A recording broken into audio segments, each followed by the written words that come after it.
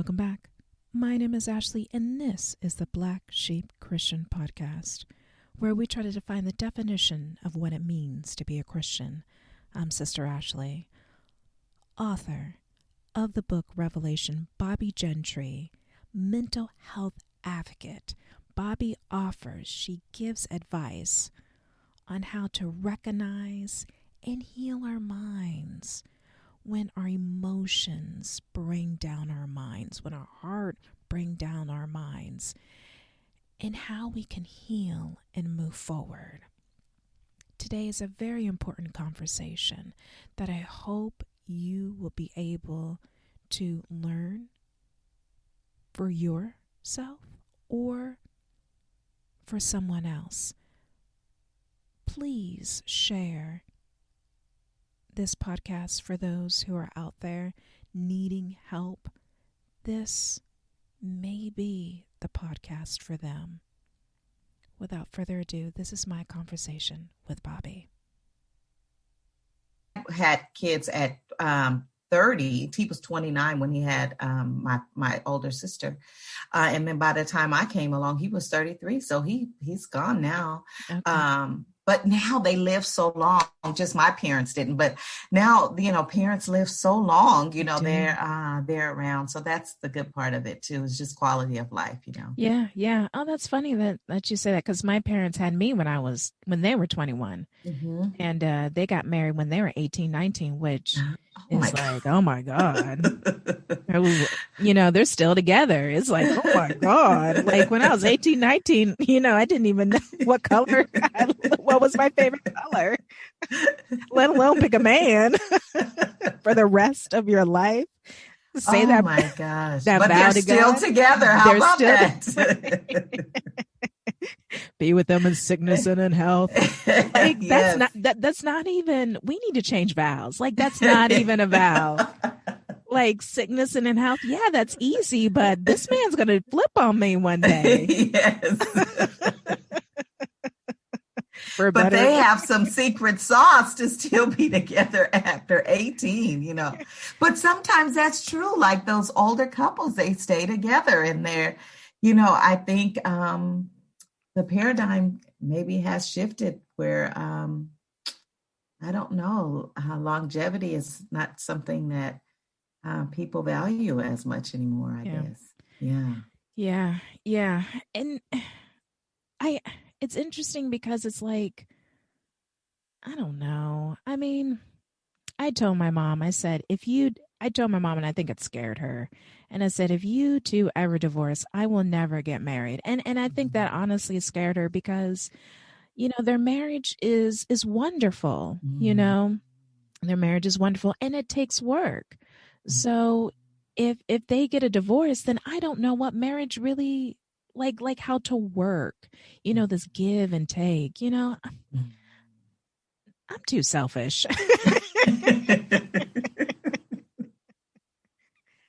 I'm too selfish to be doing this giving and taking, but you just have to lay yourself down, because it's not about you. It's about the relationship. It's about the relationship.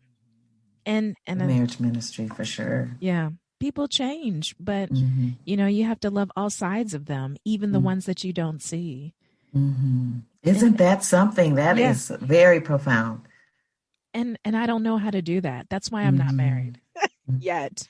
Or maybe but that's profound that you have to love someone, the sides that you don't see, right? Like that's really profound, because we kind of unveil ourselves, right? I do think that, we get to know, we don't even know ourselves fully, right? But for someone else to get to know us fully and all of our vulnerabilities, that takes a lot. That does. And will they like it or appreciate it, because there's aspects of ourselves that we don't appreciate. So to have somebody else appreciate us in our fullness is, that's really profound. Yeah. My gosh, what do you do? One day at a time. One day at a time for sure. Isn't that the truth? For sure, one day at a time. Oh my gosh. But that is a blessing to have parents that are still lively, that are still active, that are committed to their own marriage, and committed to you as parents. That's blessing upon. I have just recently got a shirt that says blessing, blessing, blessing. It's just blessing upon blessing Yeah, on top of yeah, blessing. Yeah, yeah. I am for very sure. grateful. I am very grateful because they have wisdom and knowledge that I may never hold. Mhm. I may never hold, or I may just hold later in life. Mhm. You know. The wisdom of the elders, for sure. Oh Are yeah. you Oh yeah. only child? No, I have a brother.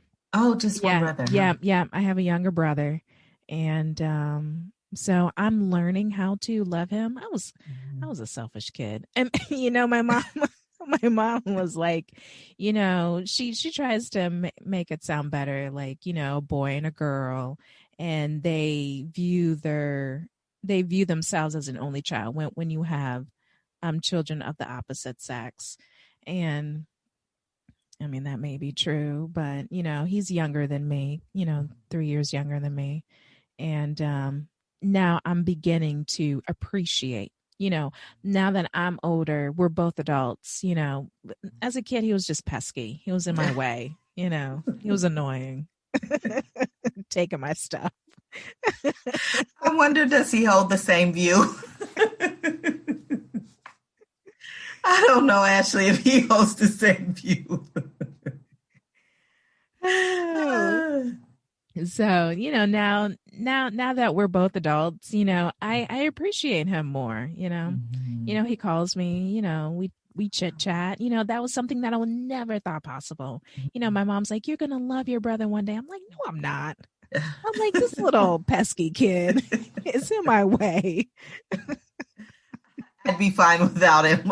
Because when you I don't even know if I can even capture the words. I mean, life just takes you on such an unexpected journey to where sometimes your brain and your heart are That's I don't know that, but sometimes it's people in your life that you start and finish with, um, but maybe some people don't with their siblings, but usually, that's who the ones is, yeah. that I'll bury them or they'll bury me, Yeah. however it goes. Wow. Yeah, Oh wow. that's so somber though, I It have to is. say. Yes. On another note, we didn't Yes, really so come some, to talk about yes. we didn't, even though mental health is about life, It is. It has a is. It lot to do is. about life. Are together. The brain and Mhm. the heart is in sync. The heart feels some type of pain, but the brain just can't. It's like that balloon. It just can't get up and float. You know, Mhm. in order to Very bring much that so. heart, to bring that rock, off that ground, that heart. I often think of Maya Angelou. I forget what book it is in, but she talked about her experience of being sexually assaulted, and for years she didn't speak. She had what therapists would call selective mutism, that she just wouldn't speak thereafter. And so I think she didn't speak for years, actually. And then I think some community members or family members, and I hope I'm not butchering her story as she's now gone on, but the community members or family members found that person and then he ended up dead. I don't know if they killed him or what happened, but the person ended up dead. And then her voice was freed. And so I often think of that because I think that sometimes it's so much stuff that we hold inside. The unspeakables is what I'd say. That people journey through life and they have traumatic situations or difficult situations that they have to walk through, sometimes personally, but sometimes even maybe your parent has a mental illness or your parent, has been substance abusing, or your parent has not been there at all. And it is so much things that we don't have control over that I do believe that we hold in our heads and in our hearts. And sometimes those things are so very hard to process, especially if we don't have the avenue to do so. And that's, I do believe, how sometimes things really our healing gets held up in a lot of ways because of those unspeakables. It's really hard, It's really lovely when kind of that space of vulnerability makes itself open and people can really process through things or really accept kind of where they are or accept the realities that they live in. And then I do believe that God just allows a lot different flow that people can really get to a place of healing or start that process. But mental illness is so hard because sometimes in different communities, it's really swept under the rug. Yeah, yeah. Because when with mental illness, it's almost like as if it's like a cloud, it's like an enclosure, it's like a prison of loneliness, of solitary confinement, emotional solitary confinement. And what are ways in order to like open up a window, break free, see the light, what are ways that people can use when they get into that place? Because, I remember I was speaking with a therapist about a particular person and I said, they're depressed, they're feeling this way, is there ways that you can help them? And they're like, how are ways I can help them? And I said, it's not about them being depressed or the mental illness, but they need to learn the tools because they're going to be back in this place again. If you're going to be in there once, you're just going to be in there again. What are tools and ways in order to get out of that? So for you, what are tools and ways when someone gets into that hole, into that solitary confinement? What are ways that they themselves can use in order to reach out? Because like what you said, some people don't have access. They just don't have that access available to them. Well, I do think in my opinion, I can't speak for other people, but in my opinion, I really think it is the type of mental illness that people are dealing with really determines the treatment plan or the treatment strategy for the person. But I also think, in my opinion, that it has to be a multi-pronged approach.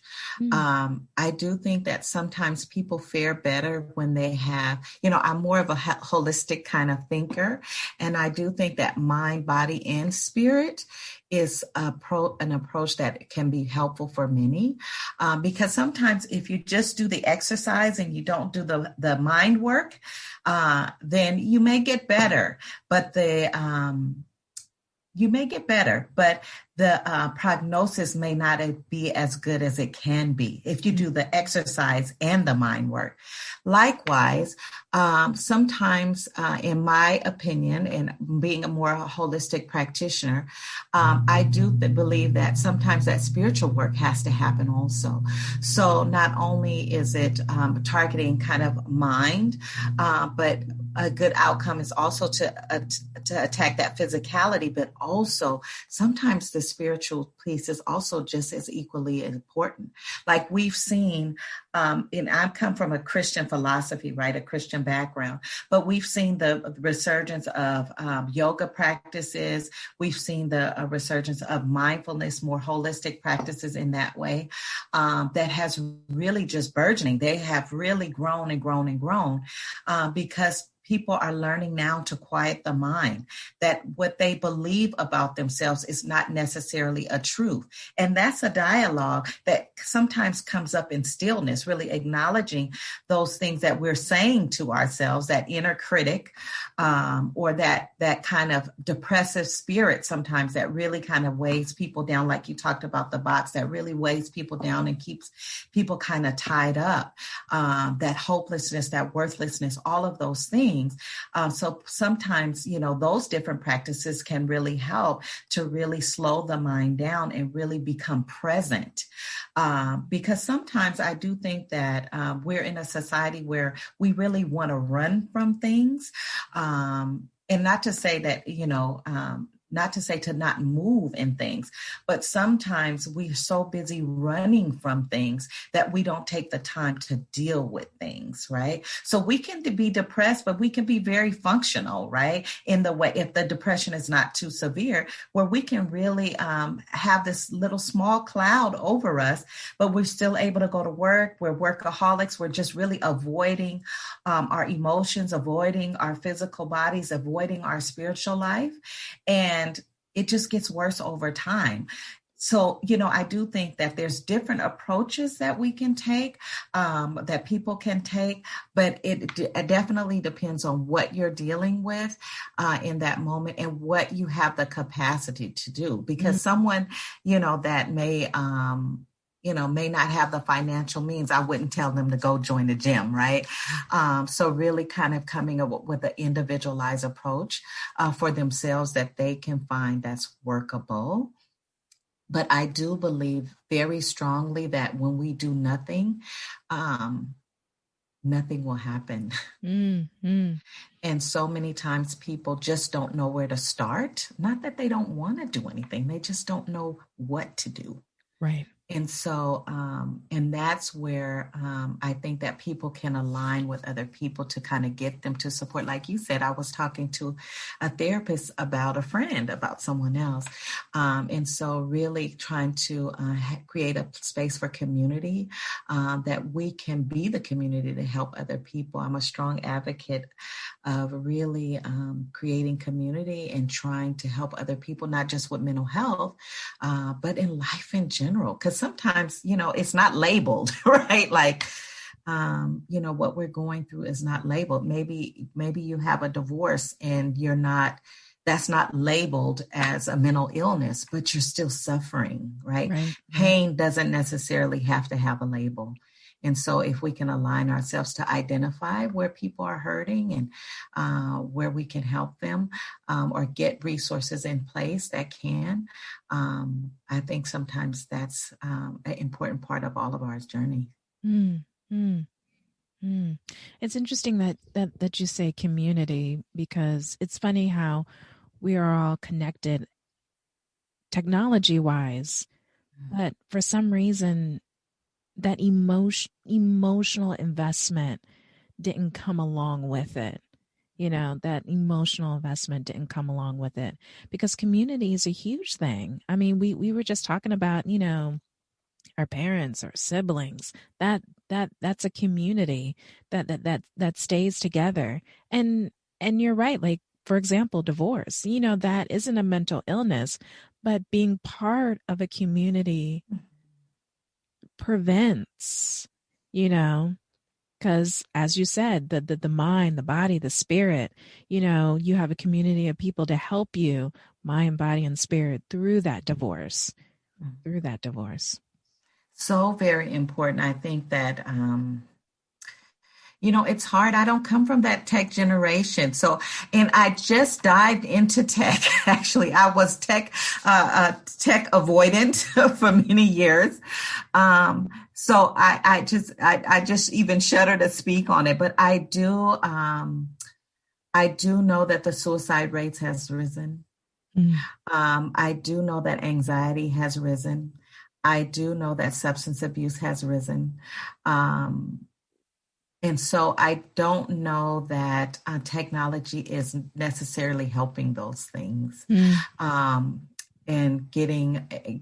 I hear from many, many people in ministry and in life and in profession how isolating it can be to marriages, to parenting relationships, to extended family relationships. I know that everyone has been in a room where they're trying, or been in a space where they've tried to engage with someone and they have their face in their phone. And you're trying to kind of talk to that person. I'm sure everyone has experienced that. And so how do we move from that place where we stop looking at the eyes through a screen and look through the eyes on a face? It's really, I think the biggest challenge, one of the biggest challenges of this generation, to learn how to communicate with this generation that has been raised with technology, for my generation, and then for the younger generation, how to engage people who don't necessarily speak that language, and how we can meet in the middle. Because if we don't, and that gap broadens, I'm just a little bit concerned of what that will look like for our future. Not only mental health wise, but spirituality, as well as community.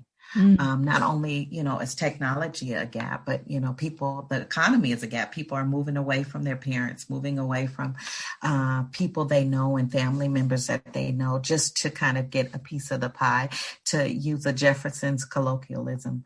And so I don't know what that'll look like when we stop valuing relationships more than we value our phones, or more than we value where we live, or what type of house we live in.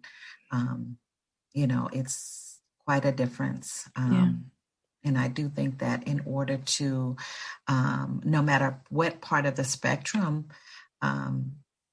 it's hard to do life without community. Yes. Like, what are we afraid of? Like what are we afraid of? That's so hard to connect. I mean, is it, rejection? That's the only thing I can think of, at this point, to avoid relationships, or just avoid going deeper with a person, It's hard. I don't know. I do think that sometimes it's easy to be very surface level, right? Like, we do it every day at work. Hi, how you doing? Okay. And I think that's the easier route, but to be vulnerable is, I think that Brene Brown, her platform is so well received, because it is, people have a difficult time being vulnerable. They have a difficult time really showing themselves, or showing their imperfections, showing their fears. And so, I do think that the work that is happening in that field is very, very important. But I do think that people sometimes are afraid. We're a society where, we really not we, I hate to kind of generalize, but sometimes it's easy to cast people out. I mean, you can see that with the homeless population. People don't even look them in their eye. They walk across the street, they don't want to engage. And so it's sometimes very easy to detach, especially we're seeing this great divide even in our country in regards to racial relationships, where, people just don't understand each other, and they're not willing to come to the table to understand each other, or to try to create a dialogue of understanding. You're in your corner, I'm in mine. And that's a hard place to begin to grow. Yes. Yeah. I do agree. So when it comes to, like, I don't know, like, well, we both acknowledge, community. We both acknowledge, to, if you are able to seek help. But like if one is feeling lonely or by themselves, like what kind of pep talk or first step, Mhm. for someone to move forward? Mhm. I do think that part of it is acknowledging that you're lonely Oh, and that you feel yeah. by yourself. You can be in a room full of people and still feel very lonely. So part of it is just, I do think that acknowledging that space that you're in. I do think that sometimes when people do acknowledge their truth Mm, and that there's the space that they're in, they can mobilize to do something different. But mm, it does take risk, right? it does. And sometimes people are very risk averse, but it does take risks. Right now with COVID, people are experiencing unprecedented loneliness, unprecedented isolation, which is now opening up. And so, what is that going to look like for somebody who has social anxiety, who has been kind of in this cocoon and now has to be thrust out into the environment? But for the person that is lonely, the person that is struggling, the person that is in pain, the person that is anxious, the person that is depressed, the person that's being abused, the person that's being victimized and isolated. I do believe you just have to take one step. Yeah. It might not be the right step, right? I mean, it just Mm, might not be the right step. But I do believe that each step we take is very imperative. mm, And it might not even feel like the right direction, but it is encouraging movement, right? mm, Mother Teresa said, I alone can't change the world, right? But I can cast a stone across the waters and create many ripples. And mm, I do think that when you're in a place of pain, part of the growth journey is to create a ripple so mm, things don't feel as stagnant, things don't feel as still, things don't feel as hopeless, things don't feel as mundane. mm, And it might, I mean, that rock might sink to the bottom, but it might shake some debris underneath something else, and that causes more movement. mm, So, really kind of finding a place to take one step and the vulnerability to do so. And that might mean for someone who's lonely, going out and meeting somebody, going to the restaurant by yourself, as hard as that is for some, or a little step like walking in your downtown or mm, going to Starbucks for coffee, not necessarily having to speak to someone, but seeing if someone speaks to you or speaking to the barista and yeah. starting a conversation. So it doesn't have to, you don't have to really climb the mountain.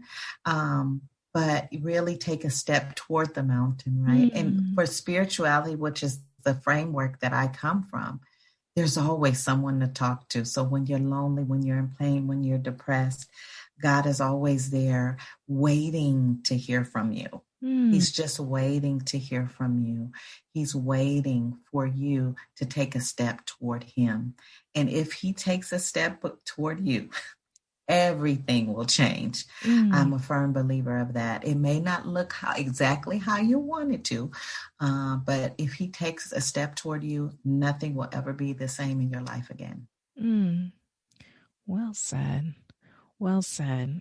Because at the end of the day, I mean, if you if you have no one to talk to in the room, God is there. Mm-hmm. Mm-hmm. Well, in many testimonies, many testimonies, I've heard many, I can't even countless amount of testimonies about people being at that rock bottom, Mm, whether it's mental illness, whether it's substance use, whether it's just exhaustion, don't know what to do, I'm losing my home, whatever the case may be. And they cry out to God mm, and he comes in and really helps them through. And so, I do think I take people at their word. And many people have spoken that truth. And I believe it to be a truth in their life. And I know for certain it's a truth in mine. And so I do believe that taking one step is just imperative. mm, mm. Well said. Well said. I'm going to be switching gears. Let's talk Sure. about your book, because you have a book, don't you? I do. I do. I do. I do.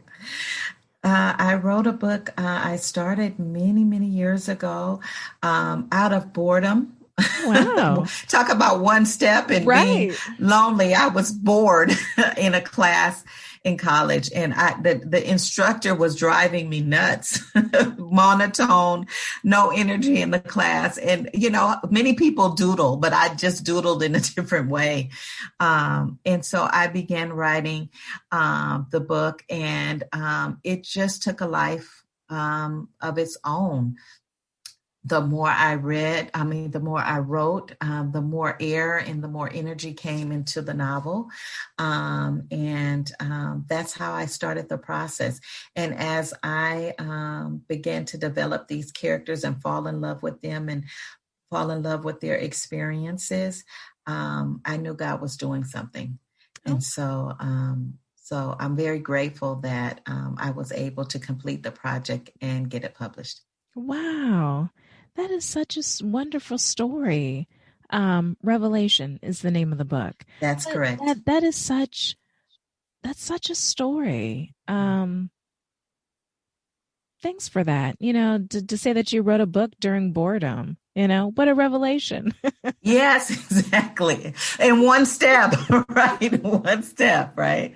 But it was just a great experience for me, and how, God just, it's so interesting because I do believe that he unfolded things in time, right? I didn't know where these characters was going, but how he unfolded things in this novel. It really is a story about a social worker, which is kind of my background, but it's not a book about me, but it's about a social worker's experience in the field and how her experience in the field really impacted her own life, an experience that she had.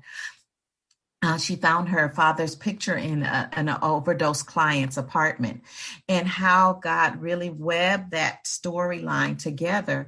I found that some of my characters really liken Bible characters. And so as I started to write, I really tried to fashion them out of contemporizing Bible characters with personalities that we may see today. So my main character is fashioned after the woman in the well, right? Yeah. Someone who's very promiscuous, someone who doesn't take relationships seriously, someone who is not so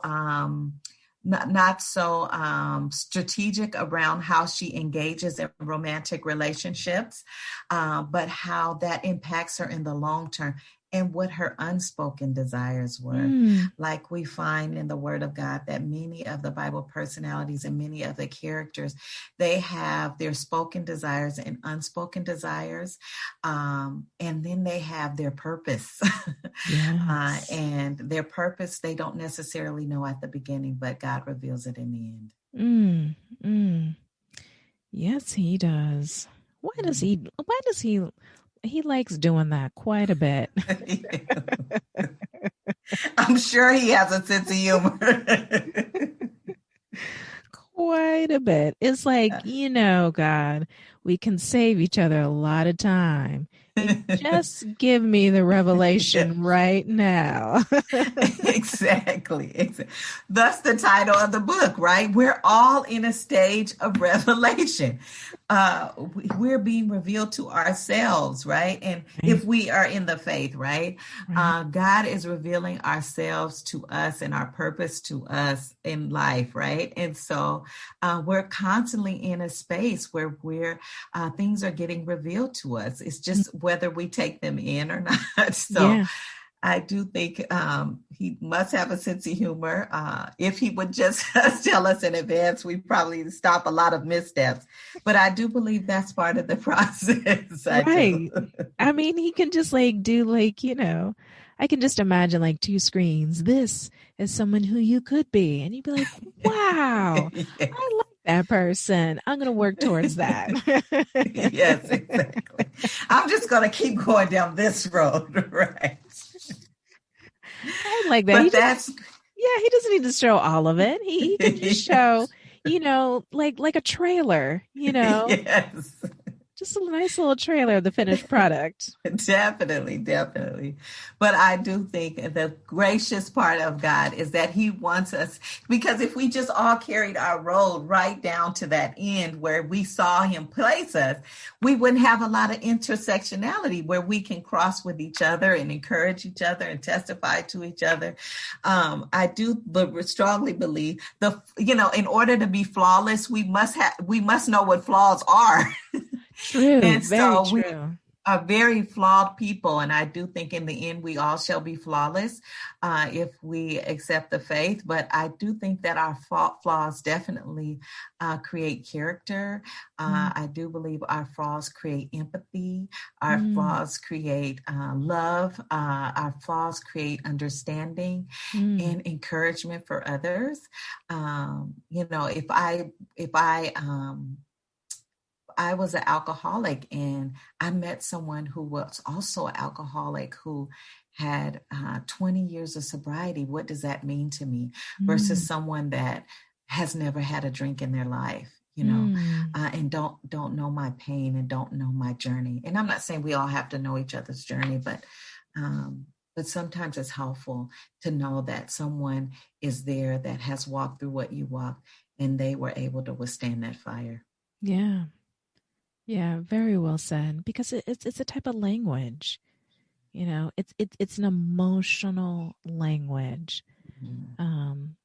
That in that example, those two people would share. Very well said. Emotional language. I love that. That's so true. You speak my language for sure. Definitely. Oh, definitely. It all comes back down to community. It all comes back down to community. Yeah. Oh, which is, I think, what he wants, right? Like, yeah. He wants us to be, love thy neighbor. He wants us to love each other. He wants us to commune with each other. He wants us to do life with each other. I do think that was on his mind. Yes. That he created Adam, but yet he created Eve. Because Adam needed something. So really community is really, I think, part of his plan as well. Yeah, most definitely. And not only create Eve, he create someone opposite of him to complement what Adam fell short and whatever that was in their marriage or relationship. Man, I just had a thought. I said, like, it would have been pretty awesome to know what the world's first marriage was, if they could have wrote that out. I can, I think Sarah Jakes Roberts just wrote a book about kind of Eve and her mistakes and grappling with that. I can't think of the name of her title. I haven't read it yet. I think it just got released in this past month or so. But can you imagine how pissed off he was with her? Oh, yeah. That would have been something that I would have definitely read. Yes. The conversation to each other. Like, we're in this together. Yeah. That's a little bit different than not doing the dishes. It is. It so is. You done got us thrown out. You got us thrown out of the Garden of Eden. We really done got evicted because of you. Didn't even stay there for a whole week. I mean, I don't even know how long they stayed there, but can you just imagine? We didn't even stay there for a whole month. Yes, this was a beautiful place, and now we have to go somewhere else. Thanks a lot, honey. Oh man. Oh yeah. That I would have loved to have been a fly on the wall. I mean, there weren't even any walls. They were just a fly on the rock. Yes. Just to even know what they were going through. Yes, indeed. Yes, indeed. Definitely. Talk about marital problems. Right. Or just be part of the animal kingdom. Yes. Now I got to hunt because of you. Yes, exactly. But, it's interesting because that begs the point. I mean, I love that you said that because that really begs the point that it was just two people and there was a difference, right? Yeah. There was a conflict there just with two people. So you put two people in a room or a garden, something can go wrong, but the patience that we must have to have with one another and the grace that we have to have with one another. Yeah, because they were really stuck. There was no other man or other woman. Yes, I'm going to run and tell my plan what you did. They really had to stick it out. Yeah. They really had to stick it out. Yeah. And with God, right? Because he was there too. But with God kind of being present there in a very, in a way that, that's unprecedented, right? Mm-hmm. That he walked with them and talk with them in the open. I do think, that's just kind of profound. What you're saying is that, gosh, how do we relate to one another? Mm-hmm. Oh, yeah. And reconcile. Reconcile. Oh, yeah. Oh, yeah. I'm sure they had a lot of nights just speaking to God themselves. Speaking to God themselves. That's something. To want to be forgiven. Oh, yeah. Yeah. Well, and Adam hid, right? He hid first. He did. Which is so much like us. Like, when we do something to in spiritual, in our own spirituality, we don't do what God wants us to do or instructed us to do or expects us, not that he expects us to do anything, but because he knows what we're going to do. But if we don't kind of meet not that expectation, but if we don't meet kind of that plan, like Jonah running the opposite way and not carrying out what he has instructed us to do, we hide, but also from each other. Yes. I saw your YouTube thing, by the way, about Jonah. Yes. I do. Every other week I do a Bible study. And so we dive into the flaws of the characters in the Bible, the personalities. I believe that they're real people and they show us their real selves. We get to a snapshot of their real selves, and how can we learn from them and learn more about ourselves from them and learn more about the character of God. And his patience with them and his mercy with them and his grace with them and his tolerance of them and all of that thing. Because I do think that sometimes it's really challenging that when we approach life, like we were talking about earlier, we approach life like we won't be in pain or we won't have struggles or we won't have tribulations. Right. How unrealistic that is. Yeah. And not, really expecting that when those potholes in our lawn comes up, as they will, no matter what they look like, everybody has them.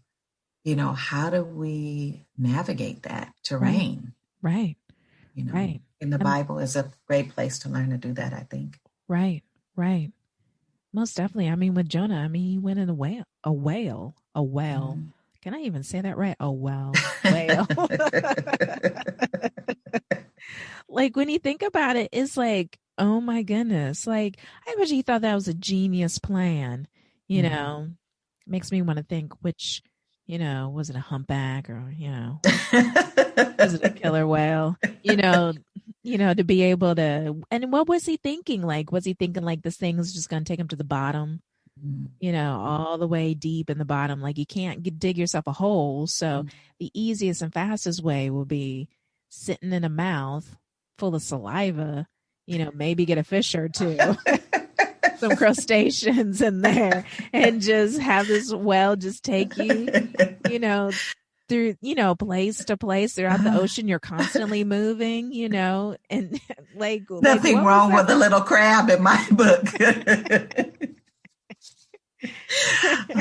But I do think that, it begs the thought that, how do we run from God? Like, how do we, I mean, some people run from him by not acknowledging, right? Right. But Jonah was very different. He knew God and he acknowledged him. But he still decided to run from God. And that's where some of us are also, that we know God and we still run from him. But can we really, right? But I think, at all of our journey, we have points where we don't know what to do. Yes. We don't know what to do. And we don't know which way to go. And I think that God was so merciful with Jonah by, providing that big fish and saying, hey,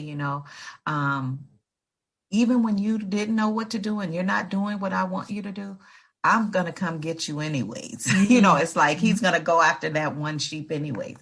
And I'm going to really show you who you are, but I'm really going to show you who I am. And I think, part of our journey is to really kind of learn who we are. But I also believe very strongly spiritually is part of, in my mind, which may not be true for everybody, but part of the most important part is learning who you are in God. Yes.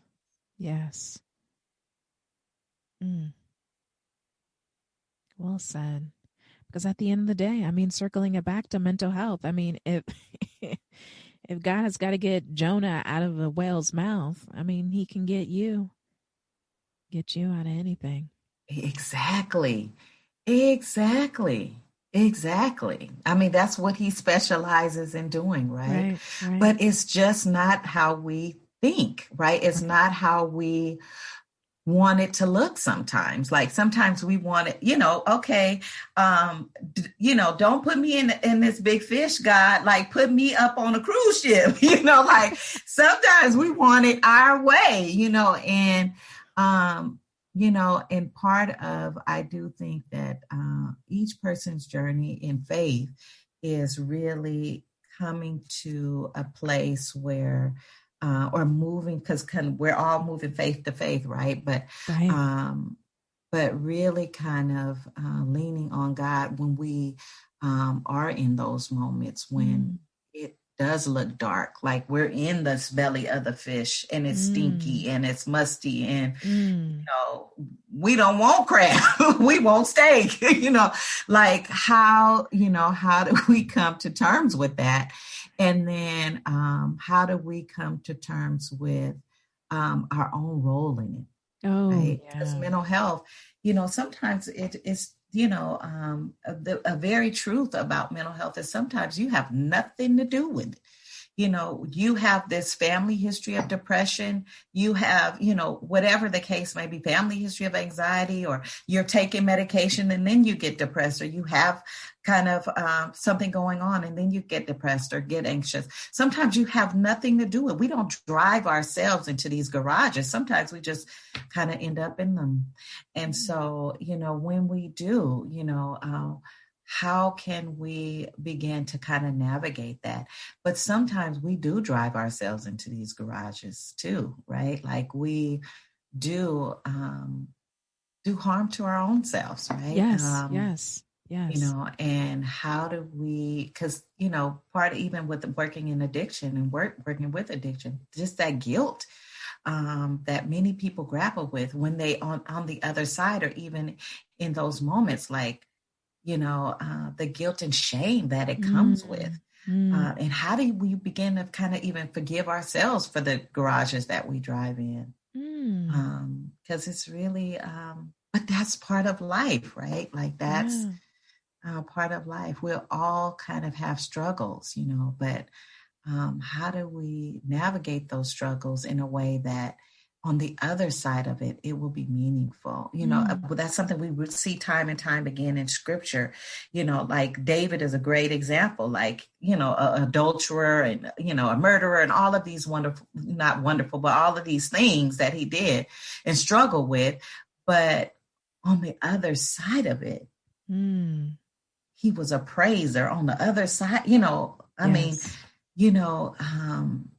he was a man after God's own heart. Like, how do you reconcile both of those things together? Yes. But and how did he even navigate that from Right. going to sleeping with somebody else's wife and having him murdered to Mm. getting on his knees and giving Mm. God glory? Mm. Well said. Now that, mm, I don't even know. But that's well said. I don't even know. I guess it all comes down to like just loving all sides of oneself. Yes. Yeah, you got some ugly sides and broken sides, but you know, you have some beautiful sides too. It's like a garden. You got flowers, you got fruits and vegetables, and you also have weeds in there. Yes. And you have bugs that you don't want to deal with. Yes.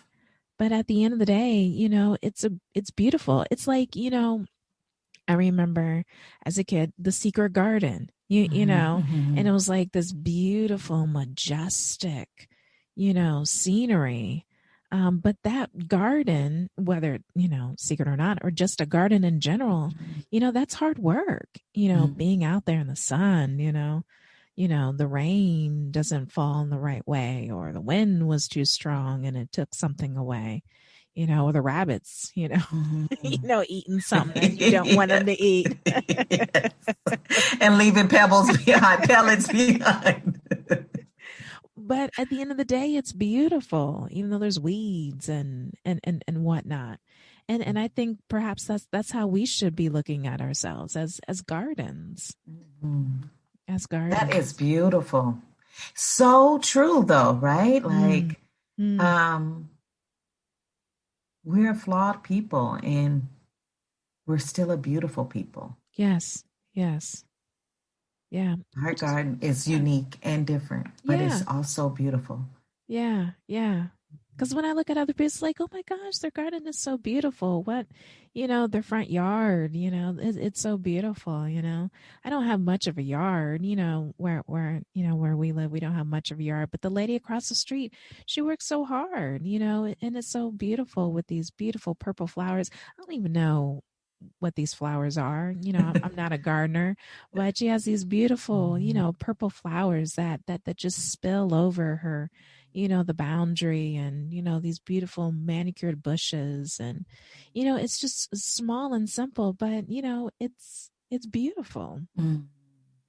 It's That is beautiful. so profound because it's so true that, every facet, you know, I, I mean, I really, even as you're saying, I think, that seed for that beautiful purple Mm. flower, it started in the dirt. Yes, yes, yes, yes, Like it started underneath the earth, right? It yes. started in isolation. It started in Mm. this dark place.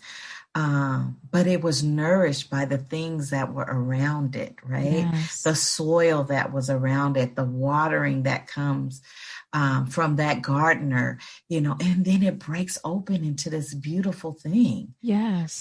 But to love it at each stage, right? To love it Mm. at that seed, to love it as it sprouts, to love it as it grows, to love it as it breaks through that dark dirt, and to love it as it blooms and dies again. Yes. But then it's more seed. Sometimes when things die, they kind of, especially if it's an annual, it's gonna rise again in a very Yes. beautiful way. Oh, But all yes. of those stages is beautiful in its own right. Oh, yes. I do profoundly agree. When you said that, like, when it dies, I can't remember what kind of plant. It's like a type of bush. You get to, it's like, leaves that sprout. If I showed you a picture, you'd be like, oh, yeah, I know what you're talking about. I can't remember what it's called. But, anyways, what I did was I have a raised bed garden, and I covered it up because I spent over $200, and it's like that fake wood, So I covered it up with tarp over the winter just to preserve it. And then I had like small pots, and I put them up on top because I grew them from a seed, like these little leaf bush type thing. Yeah, you can tell I don't garden. You can tell I don't know my stuff. And so what happened was, it snowed and snow melted and it rained. So with that tarp, water doesn't really go anywhere. And so here spring was, and I pulled it and all the leaves were just wilted.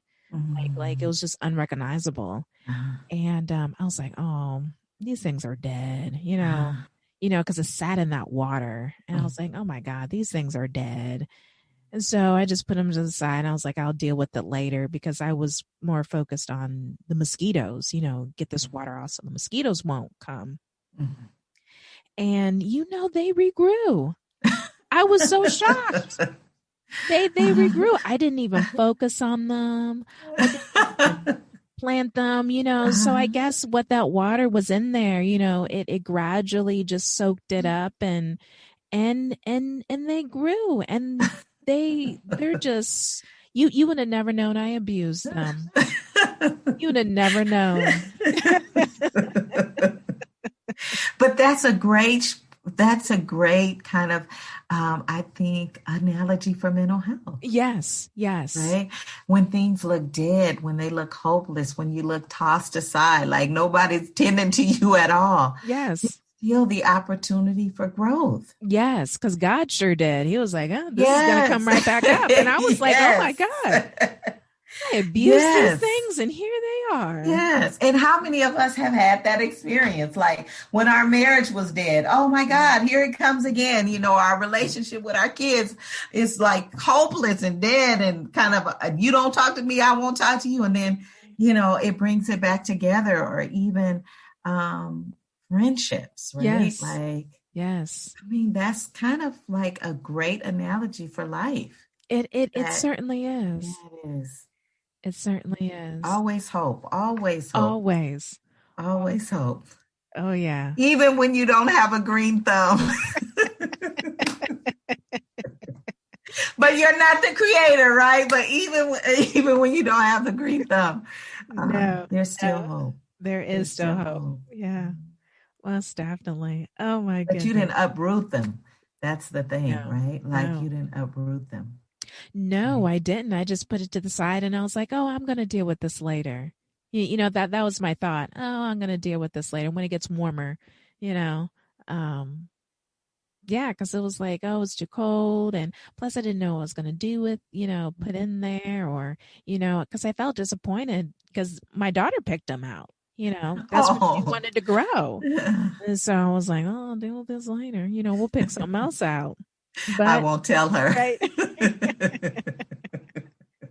But now what I can do is, because the plan was, to grow them from seed, trying something new instead of buying the plant, save money instead of buying the plant out from a nursery and just have experience of, of the joys of growing something, and because that's what we started with when she was younger was tomato plants. That's how it started, was with tomato plants. And I didn't have money for a pet, and I thought growing tomato plants would be something as responsibility and learn how to care for something. And then once you have that, the joy of your hard work, the joy of your hard work. And, we've been through like bug infestation, trying to, and then squirrels, when it got too hot, they'll take it and drink the water out of it. You know how to protect it, and and just like a garden, just like life, how to protect your heart, how to, with mental health, bugs going all over it, what was the organic way to get rid of them? Yes, exactly. With that process. So yeah, I'm trying to expand with the garden, but obviously, as you can tell, I don't know nothing.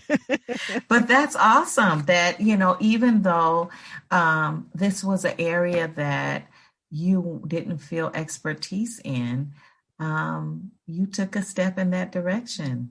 Right. And what a great kind of model for your girl too, right? And for all of us, even listening to you, is that sometimes even when you don't know kind of what the outcome will be, or you don't feel like maybe that's your strong area, or you have kind of that knowledge base or skill set, you tried something new. Yeah. And then you learn something, how to kind of get the bugs off, and then at the end, it grew into something that you guys could enjoy. Yeah. So are you going to keep gardening is the question. Yes.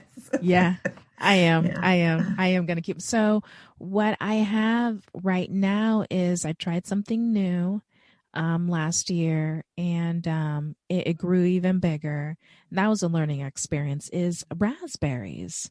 Oh, and it's interesting because raspberries, strawberries, because I tried strawberries and then we moved, so we really couldn't enjoy them the next year. What I learned is those fruits you enjoy like a year after. So you plant it, it'll grow some, but it's something that you enjoy a year after. And so the raspberry bushes are 3 times the size they once were. And then I'm receiving something new. So a hummingbird comes by every day, and the hummingbird, is drinking a little bit of the nectar from the flowers. So they flowered. Wow. So it's just like, wow.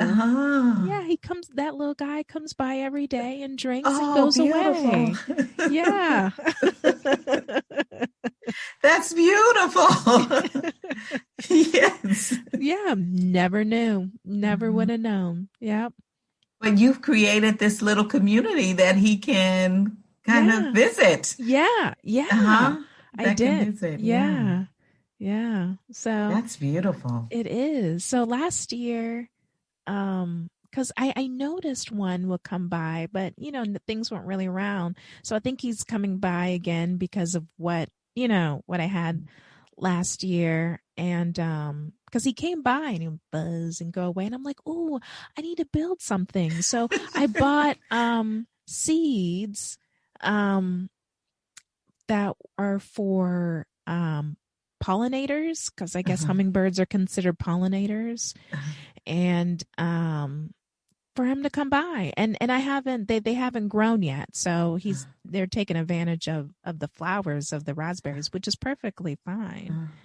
But yeah, it's just a wonderful sight to see when they come by. Oh, I bet. When the one comes by. Well, maybe they'll bring friends. You have pollinators. Yeah, maybe. I would hope so. You have a whole choir in a second. Yeah. Yeah, I would hope so. I would hope so. Absolutely beautiful. Oh, yeah. Absolutely beautiful. Well, your intention, right? Like your intention really was to show your daughter and to create an experience for your daughter. And out of that intention, birth an experience not only for your daughter, but for the hummingbird and also for you. Yeah. To see what has happened. Yeah. Which is life. And which is mental health too. Because at the end of the day, you think it's one way, but when you get out of it, when you once get out of it, it's completely different than once you were in it. It's completely different.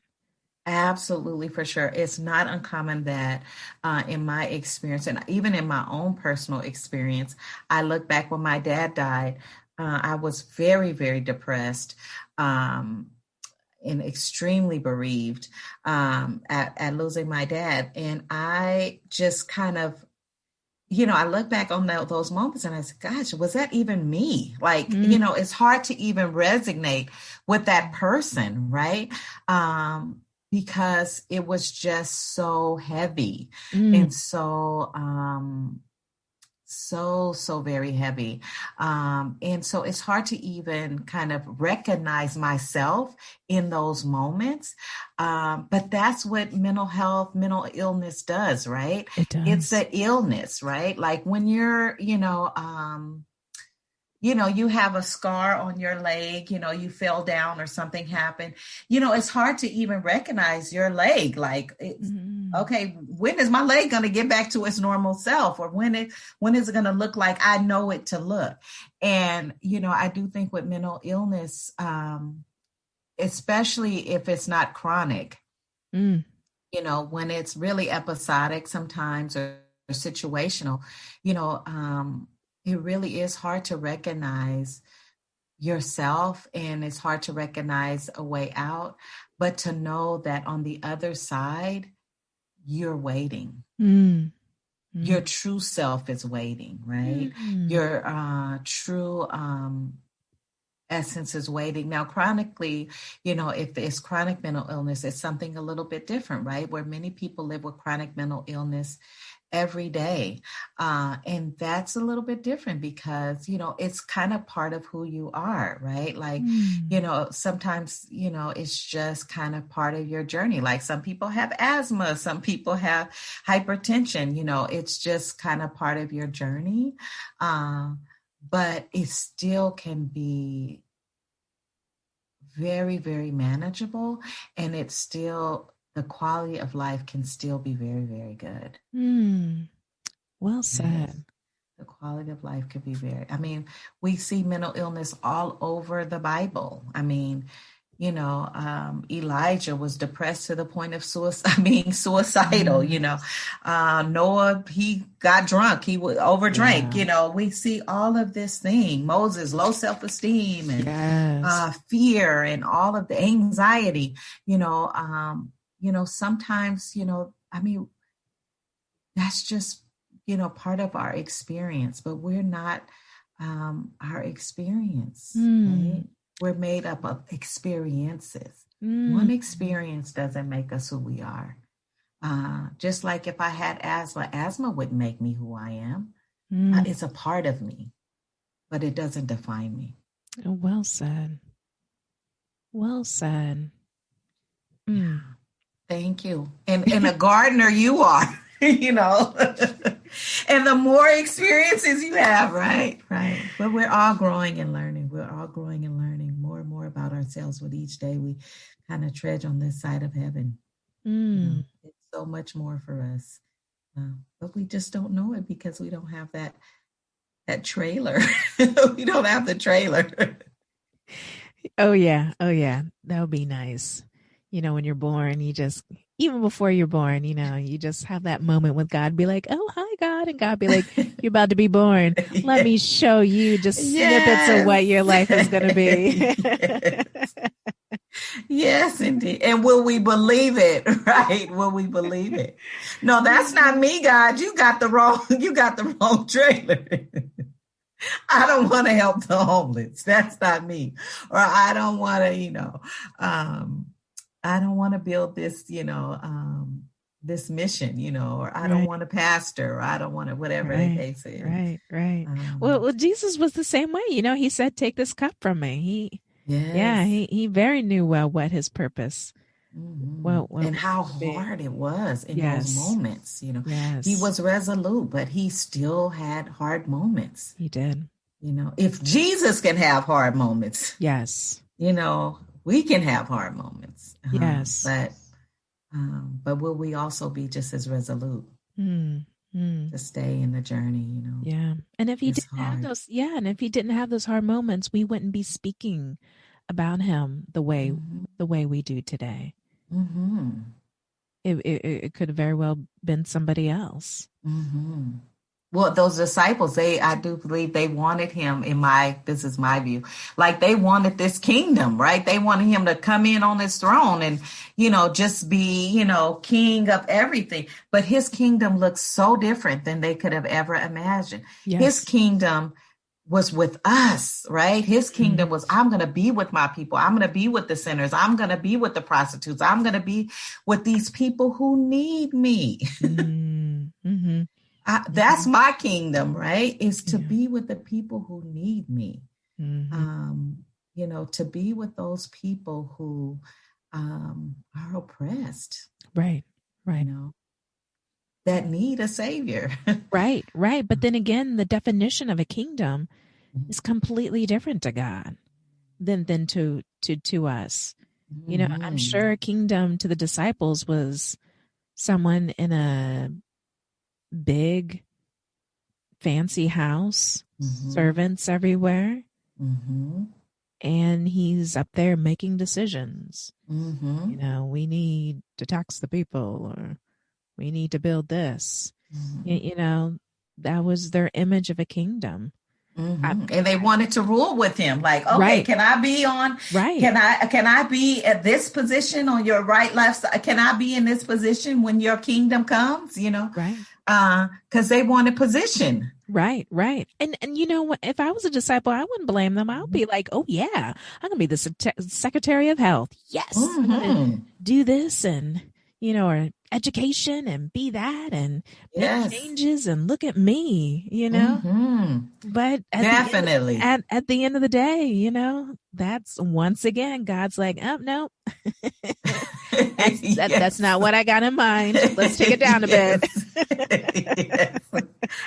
You're up here. I'm down. I'm right here. yes. Let me hold that scepter, Lord. You know, like definitely. But that's what I love so much about the Word of God, because those people are us. Yes. Those people are us. We're the ones that crucified him. Like, we're the ones that said, you know what? You're getting in trouble right now, Jesus. I'm going the other way. Like, I don't want to be a part of what you got going on. Or, you know, I mean, those people are us, you know, we're all human. Yes. And he knows it. It's not like it's a surprise, you know, he knows it. He knows where we'll fall. He knows where we'll struggle. He knows what we've gone through, but he loves us anyway. Yes. You know, if I take my daughter's computer, she's not going to love me. You know, she's going to be like, Mommy, you better give me my phone back. I am not speaking to you. I don't want to deal with you, you know, very conditional. Yes. But his love is unconditional. Yes. He knows. I was thinking about, who was that? Thomas. And he said to God, like, oh, you know, he said to the disciples, I won't believe unless I can put my fingers in the place where, you know, in his hands and in his side where he was wounded. I'm not going to believe, you know, and that is like so much like us. Like, I'm not going to believe unless he does this, he does that. But God still showed up for him and said, hey, put your fingers here. So now, I know if it was me, I would have said, listen, if you don't want to believe, and my neck is rolling, if you don't want to believe, don't believe then. But God was so merciful to say, you know what, my son, I will show you who I am. I will show you. I will show you at the point where you need to know. You want to put your hands here? You want to put your hands in my womb? That's exactly what I'm going to give you. I'm going to show you where you need to know so you can really realize who I am. And that's, I do believe, the grace of God. Just for all of us, that we don't have to be believing like our grandmother. We don't have to believing like our pastor. We don't have to, you know, be anything other than ourselves, and he will meet us right where we are. Well said. To say, you know what? I know this is where you doubt. I know it. And I'm going to show up there right where you need me to show up. Well said. Well said. Yeah. Thank God I'm not him. And we are him. Because I still be having my scepter. I'm glad I'm not him either. Yes. I'm glad I'm not him either. Ooh, I'm glad where God put me where I am. I just said to myself one day, I was like, oh, Jesus, I'm glad I'm right here. You know, air conditioning, you know, yes. cotton sheets. Yes. I'm happy right here. Yes, definitely. Definitely. Oh, goodness gracious. Oh, my If I goodness. take my daughter's computer, if she takes my phone, I'd be looking at her some kind of way too. So, Now, that would be interesting. But hey, without that phone, without that computer, maybe, just maybe, she might discover herself. oh, yes. Oh, my gosh. Definitely. I mean, if I think that's the hard part. How do we get ourselves out of these devices? Yeah. Mm.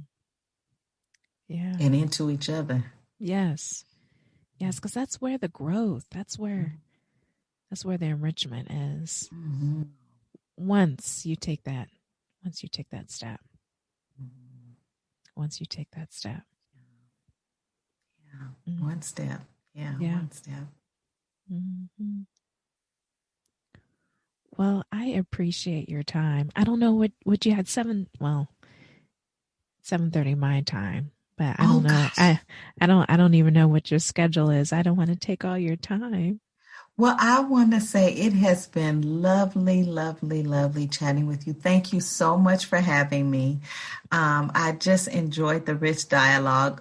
Maybe even inspired to go plant some bushes myself and get some hummingbirds around me. I'm in California, and we need as much it's a beautiful state, but we really, really need as much beauty around us. These fires have really devastated us, and we just need a lot more beauty in our state right now. Yeah. And a lot more hummingbirds around, because it definitely Yeah. has been a tough thing. We haven't gotten rain.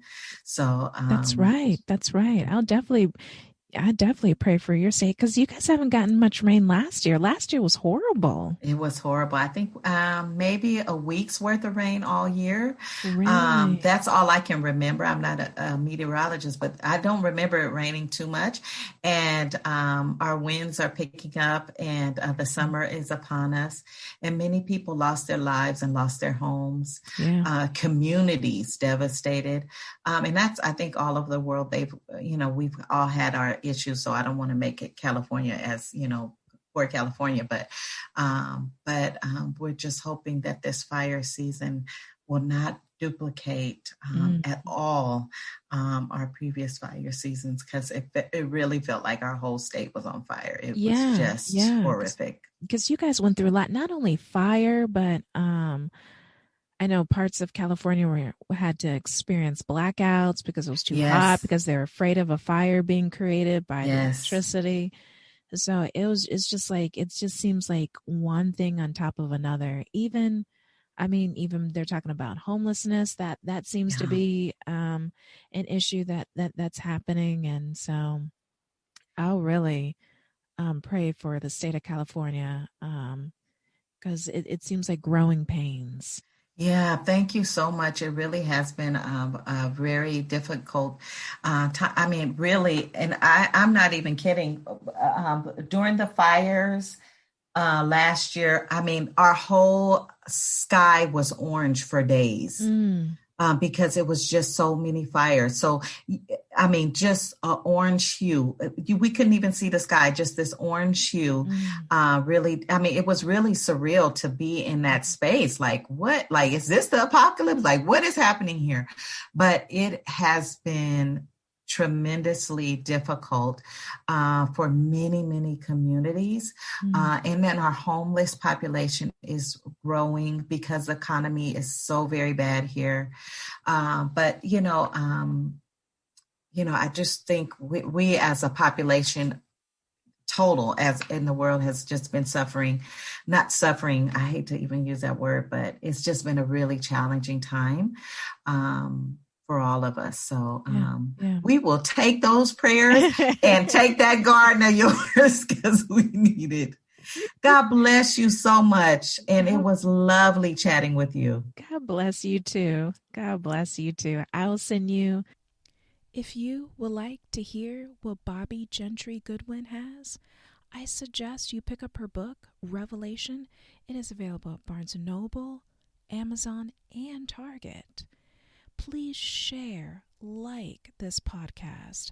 especially for those who are struggling. Mental health is